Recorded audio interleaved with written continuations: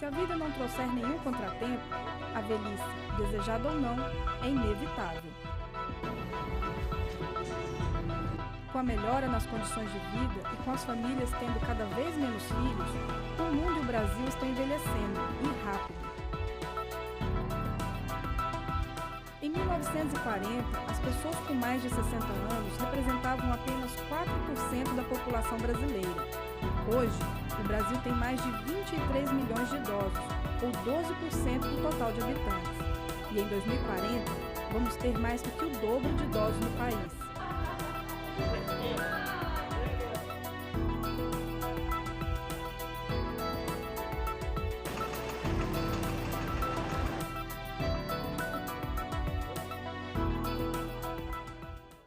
Ce qui m'intéresse le plus, c'est le regard du monde contemporain sur les seniors. Quand on voit les chiffres, c'est un peu comme une invasion. Do que vale ter conquistado muitos anos na vida se não são dadas condições adequadas e dignas para nela permanecer. A própria Organização Mundial de Saúde preconiza. Mais importante que você aumentar os anos na vida é você dar vida aos anos vividos. O que nós fazemos com os anos conquistados? O que eu faço? O que você faz com os anos que você tem conquistado? A reflexão dessa assistente social que trabalha há mais de 20 anos com idosos resume o desafio que a velhice traz para o país, o de garantir uma vida melhor. Por isso, há 10 anos entrou em vigor o Estatuto do Idoso, um código com várias normas que regulam os direitos de quem tem 60 anos ou mais. Foi necessária a aprovação de um estatuto para a população idosa, porque várias medidas já estavam aprovadas na Política Nacional do Idoso, mas não estavam sendo implementadas. E o seu grande avanço está na previsão de criminalização e sanções administrativas para o não cumprimento dos ditames legais estabelecidos aqui pelo Estatuto. Apesar das punições previstas no Estatuto, é comum encontrar pessoas idosas que já tiveram algum direito violado ou já foram até agredidas. E é dentro da própria casa que os idosos estão sofrendo mais. Vai, come logo essa velha rabudenta, vai. Ai, não quero, não. Não vai comer não, é?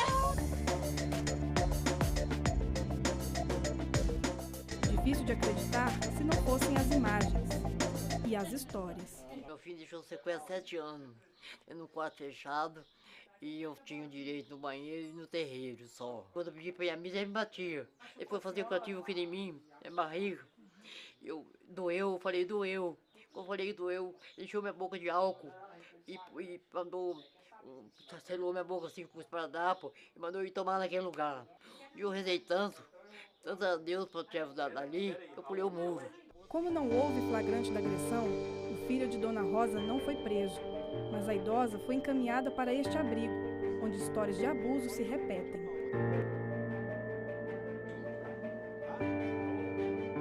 No corpo frágil, marcas da vida e da violência. De tanto apanhar do filho alcoólatra, Dona Maria, de 76 anos, já não conversa mais. E ainda tem pesadelos. Bate não, meu filho, bate não, Matheus, bate na mãe não, dói. Ela tinha apanhado muito, os bracinhos dela estavam todo machucado. Agora já sarou, tá vendo? A gente passou muita pomada e já sarou. Mas a gente tem foto todo machucado, os pés todo machucado, né? Ela chegou carregada, né? Chegou carregada. Ela não parava em pé. No Disque Direitos Humanos, o número de denúncias de violência contra o idoso mais do que dobrou o ano passado.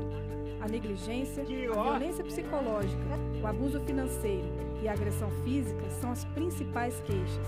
E quem agride é a própria família.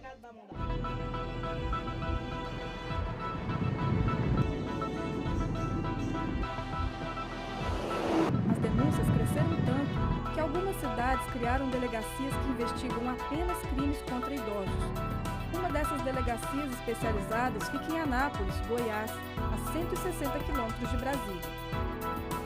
Acompanhamos um dia de trabalho da equipe formada pelo delegado, um agente de polícia e assistentes sociais.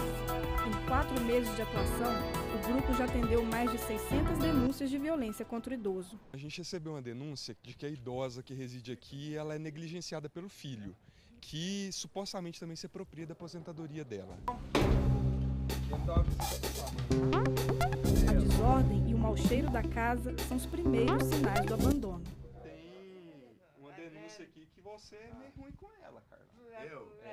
Você andou judiando ela. Isso é mentira. Empurrando. Não, mentira. Tem denúncia até de que teve violência sexual também. Não, mentira. Isso aí...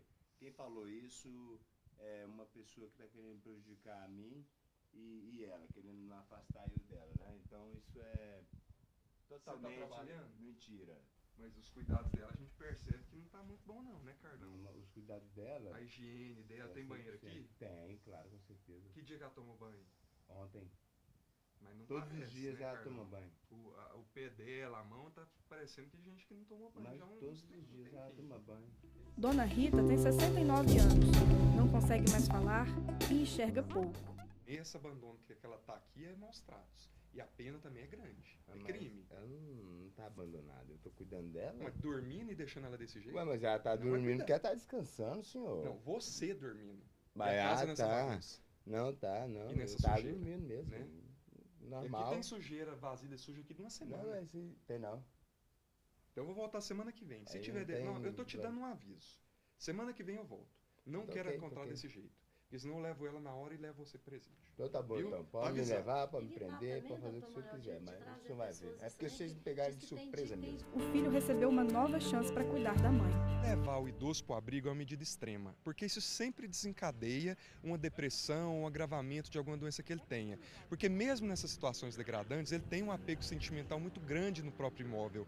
E principalmente esses deficientes visuais, como essa idosa, que é cega, ela já acostumou com todos os cômodos, é se locomover dentro da casa, então a retirada para um abrigo é uma medida excepcional. E você se compromete a cuidar da sua mãe daqui para frente? Com certeza, mas eu sempre cuidei dela, então tem que cuidar dela, porque só eu e ela, toda a vida só fui eu e ela mesmo, né? Uma semana depois, o rapaz foi preso e Dona Rita levada pela polícia para morar com outra filha.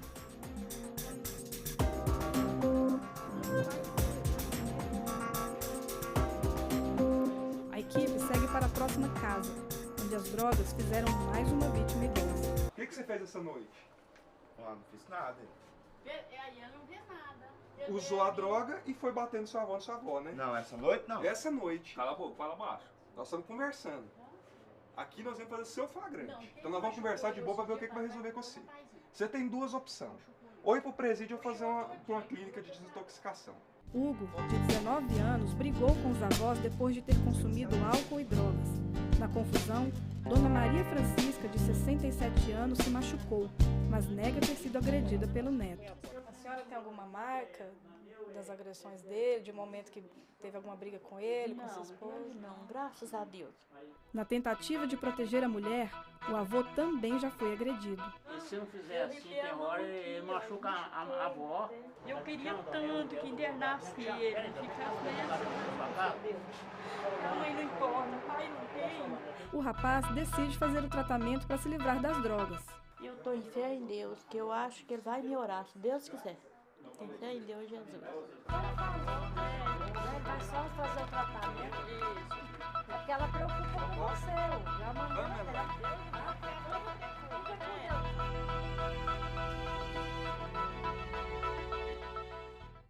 E as histórias não acabam por aí. Dessa vez, a denúncia é contra uma sobrinha que estaria tomando a cesta básica dos tios idosos. Boa? Só que a Marinês? Tá boa? Boa. Como é que o senhor tá? O que tu falou? O senhor quer o Tito?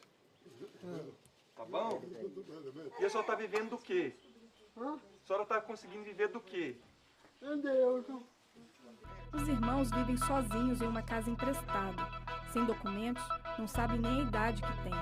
Mas um vizinho que não quer se identificar ajuda a contar como ocorre o abuso. Diz que os parentes dele vêm aí, pegam as coisas deles, aí pega as coisas dele, eles ficam revoltados, ela chora. Quando eles ganham a cesta que traz pra cá, a Tita vem, aí rouba tudo aí, pega as coisas deles aí bagunça tudo. Ela bate na senhora? Bate? Dá murro na senhora? Então ela vai receber o que precisa, que é crime, né? Não pode fazer isso. Eu vou fazer uma visita para ela. Ela vai ter que me explicar isso. Vai pagar. Vai pagar. O murro. Vai pagar o murro que ela deu na senhora. É. Viu? E semana que vem eu volto aqui.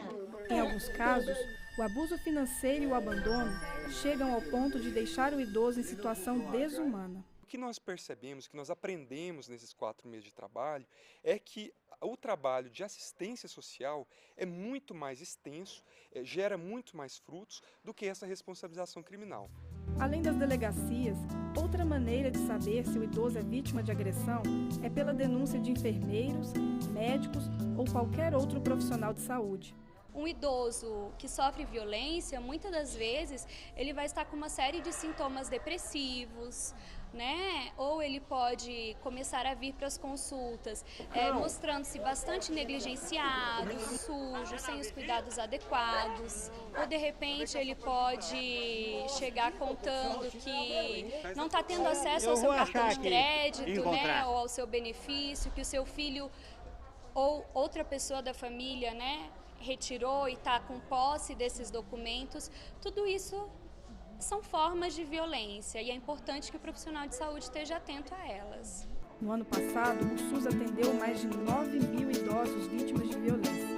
Para facilitar o acesso desses casos à justiça, em Brasília foi criada a Central Judicial do Idoso, um projeto pioneiro que une o trabalho do Tribunal de Justiça, da Defensoria Pública e do Ministério Público num só espaço.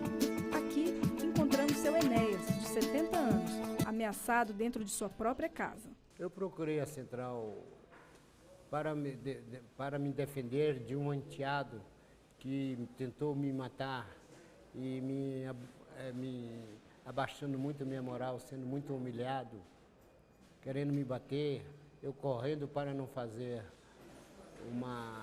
como se diz assim, uma besteira que jamais isso passa no meu coração. Me chama de velho farrapo, mulambo. Entendeu? Então eu não aguento mais. O senhor está com medo, né? Com medo? Eu não estou dormindo. Hoje eu puxei a cama e botei na porta lá. Nós identificamos nesse acolhimento inicial quais são as maiores necessidades do idoso. Nós chamamos inclusive esse acolhimento de escuta ativa, que é feita por um profissional da área jurídica e um profissional da assistência social. Quais seriam as maiores necessidades do idoso? E a partir de então nós promovemos esse contato com a rede. A rede de proteção aos direitos dos idosos inclui ainda os Centros Especializados de Assistência Social, conhecidos como CREAS. Os centros atendem as vítimas em casa e em espaços que simulam o ambiente familiar. O atendimento familiar com as famílias aqui no CREAS acontece em 2 salas, para deixar eles bem acolhidos, para quebrar o gelo, para a gente fazer uma vinculação com a família, né? Para que a gente possa conseguir identificar quais são os aspectos e a demanda que aquela família está trazendo para a gente. Ele vem com aquela demanda de abrigamento, mas quando você encontra que ainda existe um pouquinho de amor, de respeito entre a família, você consegue trabalhar as relações conflituosas para eles encontrar alternativa. Faut être réaliste, papa. Ça m'embête autant que toi. Faut être réaliste, bien sûr. Ton vieux papa va crever. Et en attendant que ça arrive, j'aime autant pas qu'on m'enferme. Si je peux me décomposer chez moi, je préfère. Et tu sais, il y a des maisons très bien. C'est toi qui t'en fais une idée négative.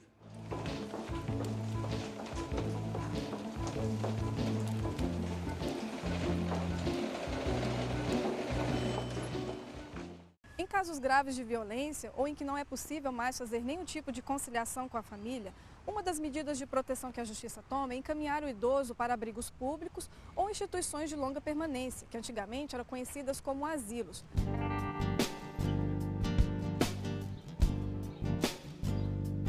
Ela é uma residência, tá? Ela não tem ela não é rotativa, então o idoso ele não vem para passar um mês.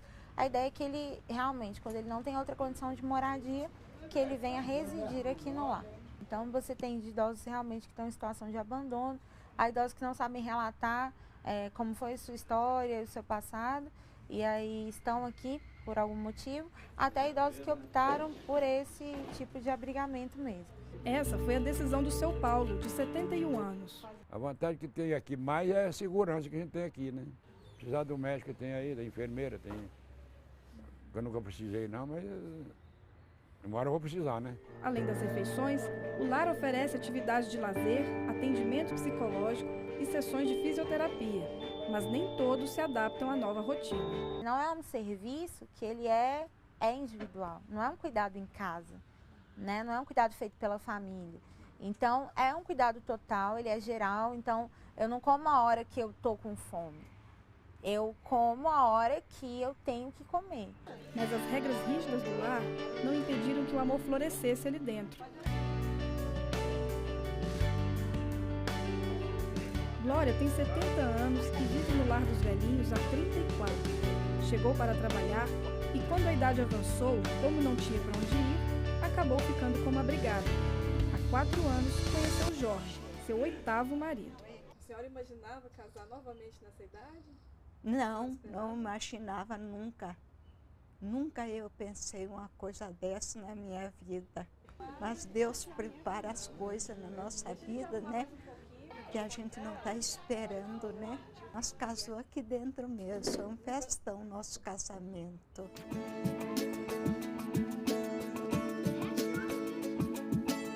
A noiva ganhou tudo, o vestido, a festa, até a lua de mel.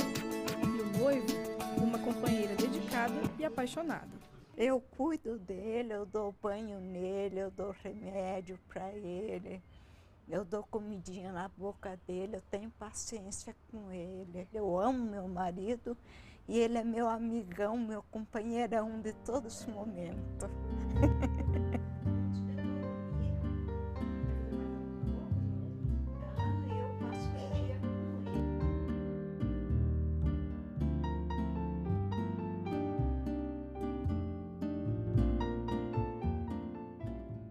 Apesar da necessidade de proteção especial, o idoso também é desrespeitado nas ruas. Depois do intervalo, você vai ver como os serviços de transporte e de saúde no Brasil ainda não estão preparados para atender aos mais velhos. Veja daqui a pouco.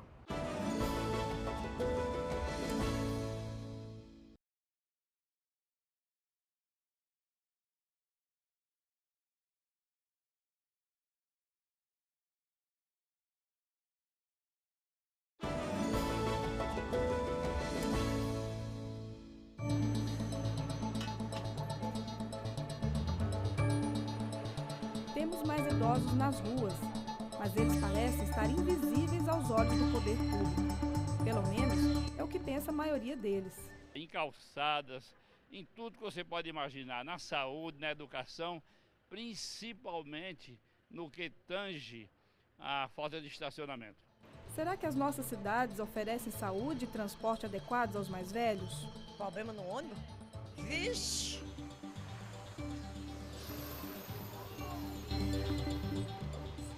O projeto que criou o Estatuto do Idoso foi aprovado pelo Congresso Nacional em setembro de 2003, depois de 7 anos de tramitação. E um mês depois, o Estatuto foi sancionado pelo então presidente Lula. De lá para cá, os direitos que mais avançaram são os que afetam diretamente os idosos autônomos, ou seja, aqueles que têm independência física ou financeira. Um exemplo é o direito ao atendimento preferencial nos órgãos públicos e no comércio em geral. O idoso também ganhou prioridade na restituição do imposto de renda, no financiamento de imóveis e até na justiça. Para o idoso é muito difícil aguardar o trâmite judicial desses processos. Então, 80% dos nossos acolhimentos não viram processo, somente aqueles que a Defensoria Pública e o Ministério Público entendem como sendo indispensáveis. Além do acesso preferencial, no caso das atividades esportivas, lazer e cultura, o idoso tem o direito a pagar meia entrada, mas a lei deixa uma contradição. Quem fica com o ônus dessa outra entrada que não é paga? Então, na verdade, o idoso pensa que está pagando uma entrada, ele está pagando uma entrada inteira, e a pessoa que pensa que está pagando uma entrada inteira está pagando 2. Então, isso cria um conflito entre gerações. Eu pago meu ingresso, né? Quando tem fila bancária com a fila para o idoso, eu uso. É conveniente. Ainda na área do lazer, o idoso também ganhou as chamadas academias ao ar livre. Mas como as outras conquistas, os cuidados ainda deixam a desejar. 80% dos idosos são independentes. E as cidades estão se adaptando também, né? Ao invés de parques infantis, nós temos áreas de lazer, equipamentos e praças para idosos. É uma maneira de tirar o pessoal um pouco mais de idade de casa, e aqui a gente se encontra. Muita gente se pergunta por que o idoso tem prioridade. A explicação está no processo natural de envelhecimento. A partir dos 30 anos de idade, a pessoa começa a perder em torno de 1% da eficiência de vários órgãos do corpo, como os músculos, as articulações, rins e pulmões. Quando a pessoa chega aos 60 anos, já perdeu em torno de 30% da força muscular, renal e cardíaca, por exemplo, sem contar as perdas na audição, na visão e nos reflexos. E depois dos 80 anos, essa perda pode passar de 40%.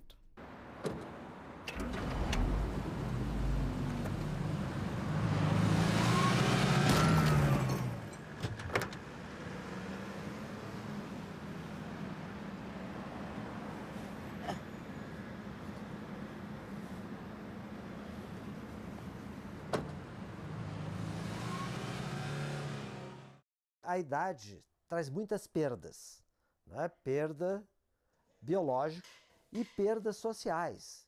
Por exemplo, a morte de amigos. Então, há uma situação de fragilização que pode provocar depressão. Basta ver que a taxa de suicídio por faixa etária no Brasil é maior entre idosos do que não idosos. Apesar da necessidade de proteção, um dos direitos aparentemente mais simples, o de ir e vir, é um dos mais desrespeitados. Mesmo para os idosos mais independentes, cumprir algumas tarefas do dia a dia não é tão fácil, principalmente se ele quer se deslocar. O idoso conquistou o direito da passagem gratuita e de assentos especiais nos ônibus. O problema é como este serviço é oferecido. Esta especialista da Universidade Católica de Brasília fez uma pesquisa com um grupo de idosos que utiliza o transporte coletivo na capital. 52% deles já foram vítimas de maus tratos e mais de 40% avaliaram o atendimento nos ônibus como ruim ou péssimo. As maiores reclamações dos idosos, inicialmente, é que o motorista não obedece à sinalização quando eles querem parar numa parada. Então, isso os obriga a caminhar muito mais do que aquilo que eles normalmente deveriam caminhar. Tem muito motorista assim que é um pouco sem educação, né? Mas também tem muito motorista que são pessoas maravilhosas. O ruim é que às vezes a gente está na parada e eles não param. A outra é que normalmente o outro passageiro não cede o lugar para eles. Então, eles são obrigados a andarem no ônibus de pé. Os idosos vêm sempre sentados, né?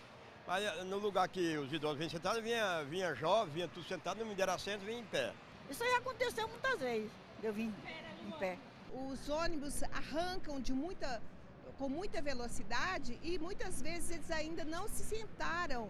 Eu ia com as mãos cheias de sacola, que eu fui fazer as compras, e eu ia com as mãos cheias de sacola e eu não pedi, porque eu não peço, eu não gosto de pedir. Eu não pedi a ele para registrar o cartão. Eu fui registrar com as mãos cheias de sacola.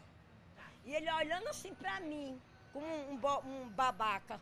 E não teve coragem de dizer, senhora, me dá esse cartão que eu registro. Não. Eu registrei o cartão, mas tem uma coisa, me desequilibrei, caí, quebrei 3 costelas. Eles pensam que eles nunca vão ficar velhos, que eles nunca vão ser idosos. É isso. Isso é o país, isso é o Brasil, né? Uai, às vezes eles não dão sinal, né? A gente não vê, mas quando eles dão sinal pra mim, eu paro. Espero sentar, eu até ajudo eles a sentar, pego na mão. Quando eu fui subindo no ônibus, o motorista disse, vamos, que eu estou apressado. Eu subi, olhei para ele, eu disse, você está o quê, meu filho? Ele disse, estou apressado. Aí eu disse, eu não estou, porque se eu tivesse sido apressada, eu tinha nascido de 7 meses. A falta de respeito é ainda maior no transporte alternativo. Os idosos ouvem quando são chamados pejorativamente de 0800, é cheque sem fundo, é duplicata vencida, é pé na cova. E eles fecham as portas e vão embora sem pegar esse passageiro que estava aguardando. E as consequências da falta de sensibilidade ao idoso no transporte podem ser bem mais sérias do que se imagina. Nós sabemos que o idoso, para ter acesso a uma vida social digna, ele precisa do transporte público, principalmente o idoso de baixa renda. Ele só vai ter acesso a um local que ofereça lazer, se ele tiver um transporte público. O idoso é uma pessoa que já passou por tudo aquilo que nós estamos vivendo.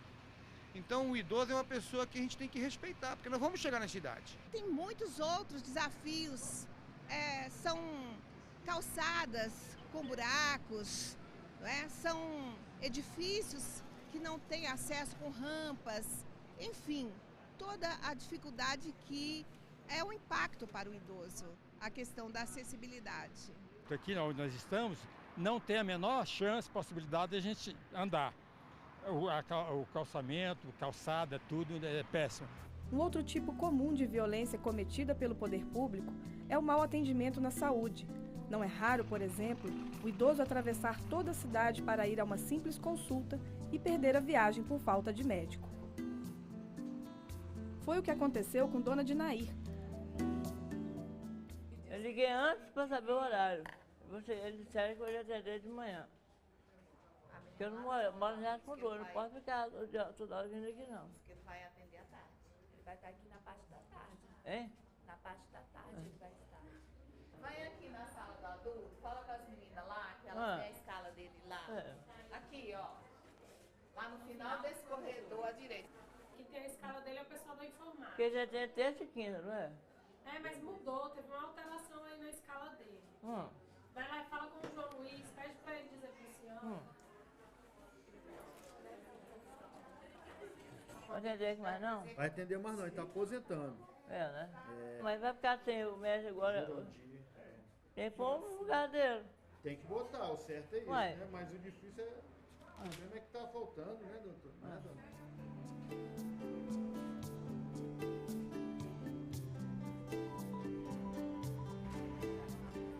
Liguei antes e ela falava que ia atender de manhã, né? Para não dar pernada, mas chegou aqui, está totalmente diferente, né? Então é só assim que eles são, né? Não tem responsabilidade de nada, né? Da informações erradas, né?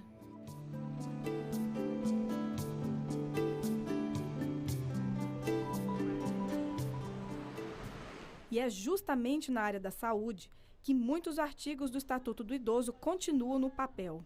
O Estatuto ele prevê que os idosos terão acesso gratuito à medicação para doenças crônicas. Mas nós temos, hoje em dia, acesso livre apenas à medicação para diabetes e hipertensão. Uma grande parte dos idosos estão gastando metade da sua aposentadoria em medicações que não têm acesso no sistema de saúde. O Estatuto modificou muito as condições sociais, a discriminação, o atendimento, mas ainda falta instituições para pessoas com dependência, principalmente com demência, Alzheimer e outros transtornos. Para idosos que ficaram dependentes por algum problema de saúde, uma das principais políticas trazidas pelo Estatuto é o atendimento domiciliar.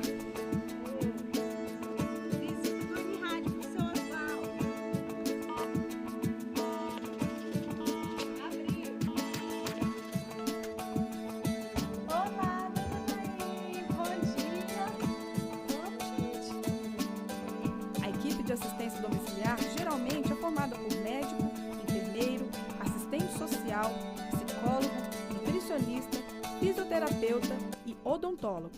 A senhora acha que ele perdeu peso de 6 meses para cá?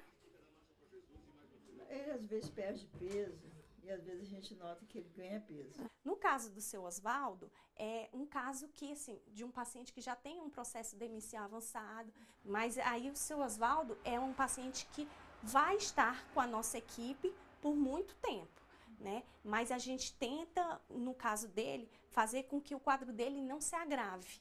É um tratamento bom, né? Ajuda com fralda, com luvas, com seringa, que ele toma água de seringa. E todo material, né? Em casa ele tem o afeto da família, ele tem toda a participação social, que no hospital ele não tem, são pessoas desconhecidas para ele, no domicílio não. Ele recebe a visita de quem ele quer, de quem ele aceita, ele está no lar dele, num ambiente que para ele é um ambiente já conhecido, né? Então tudo isso favorece no tratamento dele. É preciso que o sistema de saúde, e ele está timidamente fazendo isso, mas que ele considere a assistência domiciliar àqueles necessários para que a gente possa levar um pouco de apoio e eu diria até um pouco de alívio às famílias que têm idosos, principalmente com demência, doença de Alzheimer, por exemplo, com câncer, com sequelas de acidente vascular cerebral e outras doenças que a pessoa fica restrita à casa e muitas vezes a família não consegue dar o cuidado necessário. Mas apesar de positivo, o programa ainda não tem estrutura suficiente para atender toda a demanda. Ainda tem muitas coisas que faltam. De fato, é um programa novo que está sendo, de certa forma, ainda implantado em vários locais ainda do Brasil.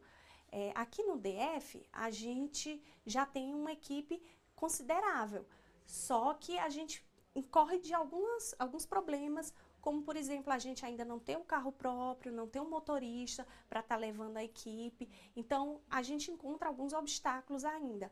10 anos depois, muitos artigos do Estatuto ainda são desconhecidos e alguns geram polêmica. Essa idade que marca a população idosa já é uma idade que foi definida em 1994. Então, esse é o primeiro ponto. Além disso, várias políticas estabelece 60 anos como a idade para o seu início, como a meia entrada, como lugares especiais, né, nos transportes públicos, mas outras medidas se estabelecem em 65, como o transporte urbano gratuito, como o benefício de prestação continuada. Então, é importante que se tenha uma padronização dessas idades. Eu sempre fui de opinião que os estatutos, eles segmentam a sociedade. E para mim são cópias de leis já existentes. Basta querer a vontade de fazer a lei, de seguir, fazer uma política, e que se faz, independentemente do estatuto. Na Inglaterra, a Constituição é pelos costumes. Mas primeiro veio o costume, depois veio a lei. No Brasil é o contrário. Primeiro precisa vir a lei para depois consolidar novos costumes e nova ética. Então a lei é fundamental, porque ela vai criar condições dessa faixa etária de se desenvolver com direitos fundamentais e com qualidade de vida. O problema é que ele trouxe uma série de perspectivas de políticas públicas que demandam recursos. E os recursos não foram direcionados. Não tem no Estatuto uma previsão de onde virão esses recursos. Se cada cidadão olha para uma pessoa que envelheceu e olha e reconhece nela uma conquista e sabendo que respeitando aquele homem idoso, está respeitando a sua história e aprendendo com aquele homem, errará menos na sua própria história, aí nós vamos ter mais conquistas.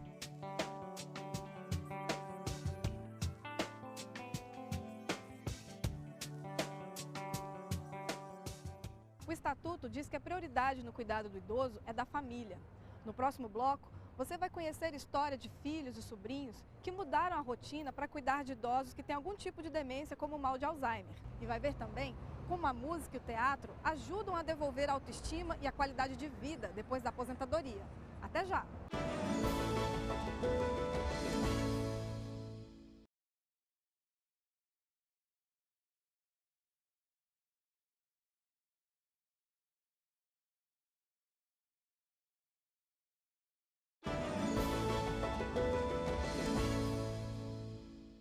Uma das consequências do envelhecimento é a inversão de papéis na família. Pai e mãe viram filhos, filhos viram pais, sobrinhos, cuidadores. Mudou a vida de todo mundo. Cada um de nós morava em uma casa e com os problemas de saúde da minha tia nós resolvemos eu, meu irmão e meu filho virmos morar todos na mesma casa junto com ela para poder tanto cuidar melhor dela, administrar melhor os cuidados que ela precisa. Quem está falando de mim? Estou falando de você. O que você está falando? Eu estou prestando atenção. Ah. Não sei por que eu achei que era de mim. Falou tia, da tia? Isso, é você mesma. Obrigada, minha filha. Está falando bem, né? Estou falando bem de você. Ai, ai. Falar mal da gente, tá feito da gente é foda. Dona Eune tem 82 anos e há mais de 10 perdeu a memória. Como não teve filhos, quem cuida dela são os sobrinhos. De fato, foi do dia para a noite. De um dia estava bem dirigindo e no outro dia, acho que foi a Lindomar, que veio me avisar que ela, a vizinha nossa, veio me avisar que ela estava diferente, né? E aí a gente foi perceber, realmente ela estava assim, desconectada, né? Foi uma série de consultas médicas, uma série de exames, várias hipóteses. Hoje a gente tem praticamente certeza de que não é mal de Alzheimer. Oh, c'est pas vrai. C'est de pire en pire. Tu pourrais me le dire quand tu sors le chien. Je le cherche partout. Qui c'est celui-là? Bah, c'est Dirk. Oui, c'est ça. Fous-toi de ma gueule. Qu'est-ce que tu fais avec ce type? Mais c'est Dirk. Tu l'as engagé pour qu'il sorte le chien. Je suis désolé. C'est pas grave. Vous n'avez pas idée comme ça m'angoisse. Ça va pas être facile. Até então, a gente, eu, minha irmã, né, minha mãe, que também, né, convivia com a gente na época, né, a gente não tinha uma experiência assim, né, em família, em estar perto, em ver um problema desse, né. Então, nesse processo, acabou que eu perdi meus pais antes, né, que estavam melhor de saúde do que ela, e a vida continua rolando, né? Se estamos falando de gerações, de 5 gerações, não temos mais a família horizontal, temos a verticalização dos laços. Ele às vezes está só, mas se ele tem o companheirismo e o suporte de uma comunidade, sua família afetiva, ele está melhor. E não foi só a vida dos sobrinhos que mudou. Para a Dona Eune, ficar dependente não foi nada fácil. Ela era uma pessoa totalmente independente, dona do próprio nariz, cuidou da própria vida o tempo todo e de repente perde essa capacidade e isso deixou ela muito irritada. Nas relações de cuidado, a família tem um papel importantíssimo e o idoso prefere ser cuidado em casa. Então ele construiu uma relação familiar e ele quer manter essa relação. E dentro da reciprocidade. O idoso cuidou dos filhos, os filhos cuidam do idoso. Está na Constituição, no artigo 226.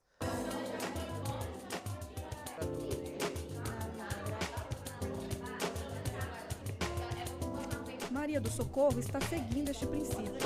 Uma vez por mês, leva a mãe na escola de avós, um projeto de cidadania e atenção à saúde do idoso do Distrito Federal. Na escola, idosos e seus familiares recebem orientações e fazem pequenos exames para checar a pressão, a glicemia ou a osteoporose. A Maria do Socorro aproveita para ver como estão os reflexos da mãe, que há 2 anos sofre do mal de Alzheimer.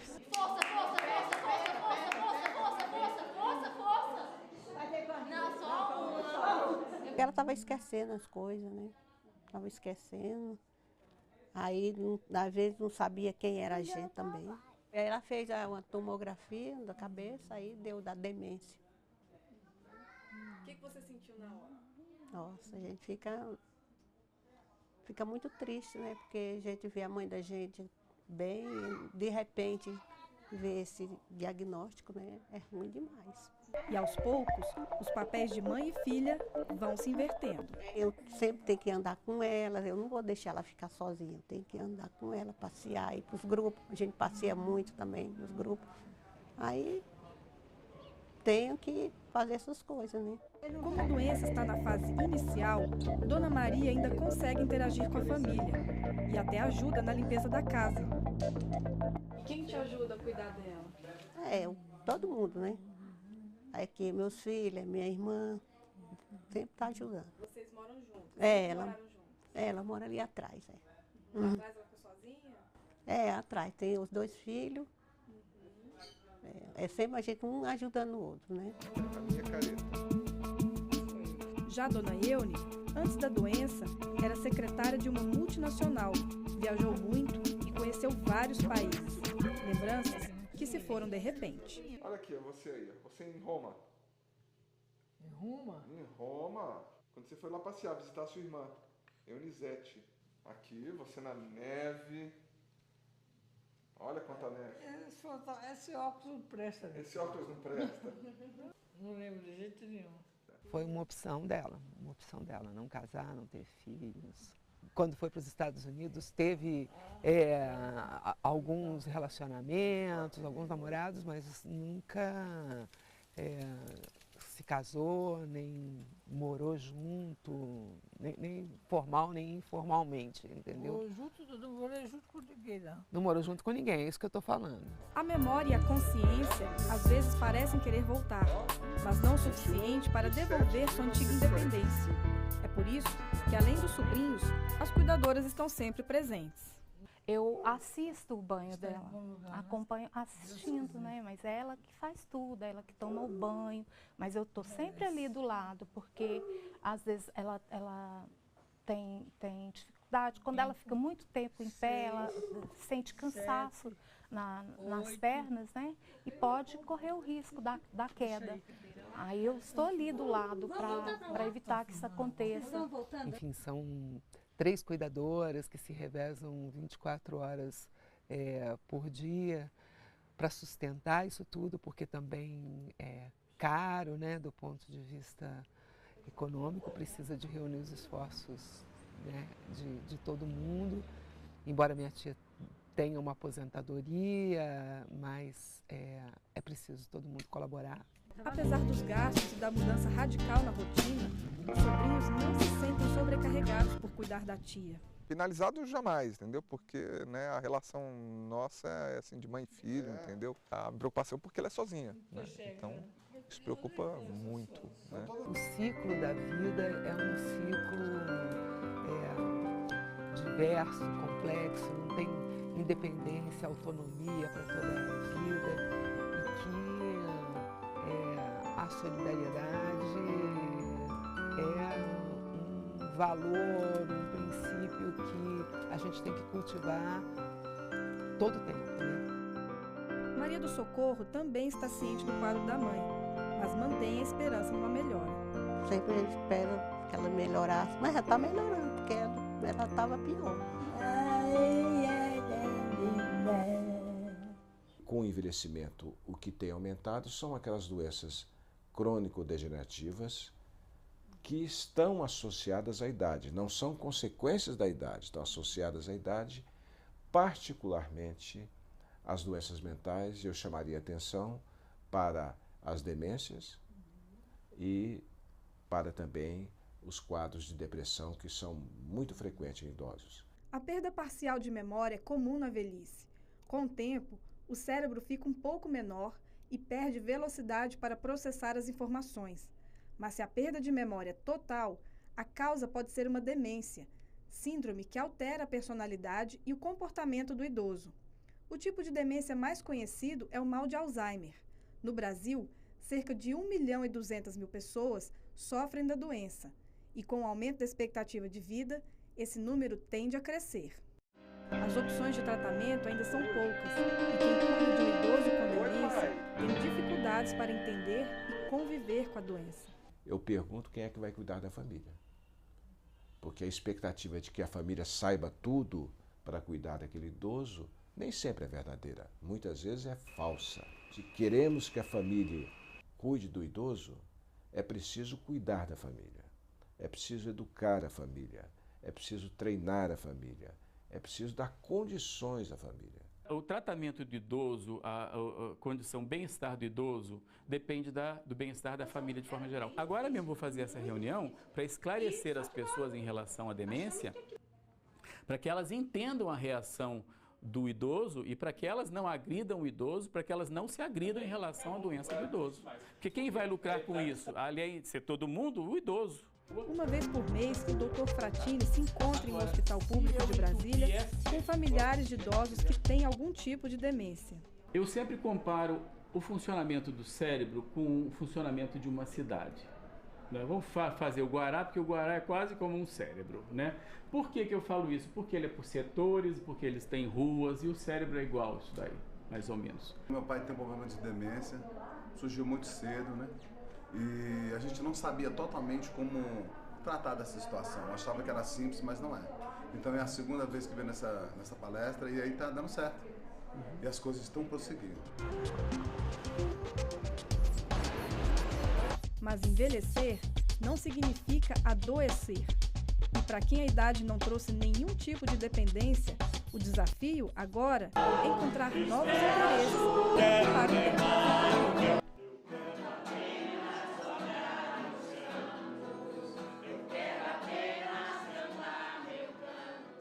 Eu me vi na necessidade de procurar um apoio psicológico, mas tenho me era uma essência que fortalecia a cada um de nós que chegávamos naquele momento, para às vezes, talvez através do canto, a gente conseguir esparecer um pouco os pensamentos, os sentimentos que a gente tem. O Coral das Gerações foi criado há 10 anos dentro de um hospital público para ajudar a prevenir a depressão e outras doenças típicas da idade. É de muita utilidade para nós, que só tem trazido coisas boas, como esse momento agora de transmitir isso a você. O envelhecer, ele não é custódia, ele não é trabalho. Mas o entender a velhice é muito participativo, tá? E quando você entra num grupo desse, onde você recebe de cada um é um medicamento que você toma de 10 anos até agora, ela mudou em todos os sentidos, no sentido da alegria, no sentido da saúde, no sentido do amor próprio, no sentido de saber colaborar, de saber receber e de saber doar também. Eu levo a vida cantando, ai-li, ai-li, ai-lo.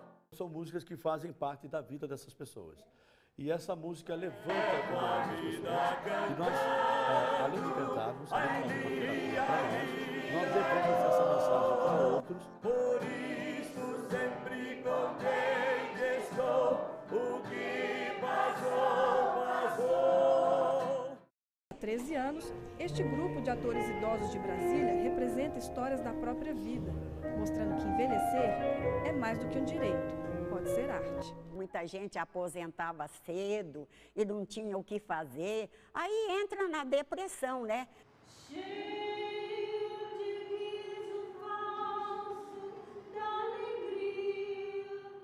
Como trabalhar com idosos, né? Nunca tinha me passado pela cabeça. E o primeiro grande desafio foi o que eu vou fazer, que texto que eu vou montar, né?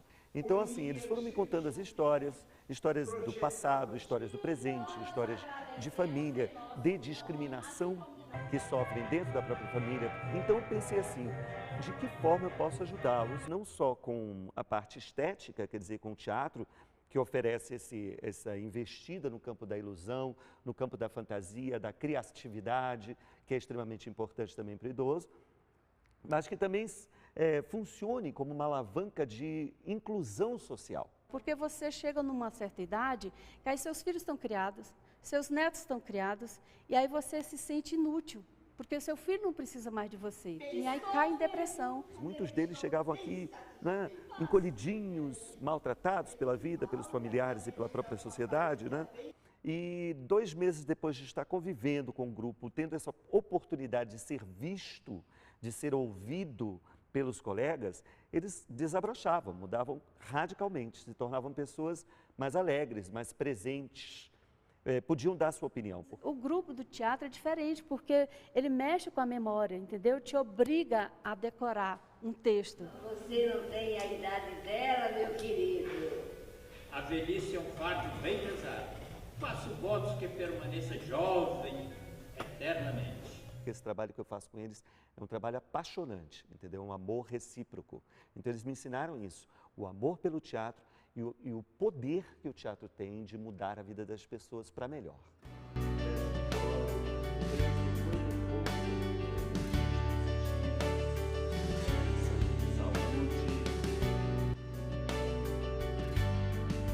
A velhice é um momento em que a gente precisa de relações pessoais fortes, solidárias, amorosas. O Estatuto do Idoso é muito claro. É uma obrigação da família, da sociedade em geral e do Estado zelar pela concretização de todos os direitos do idoso.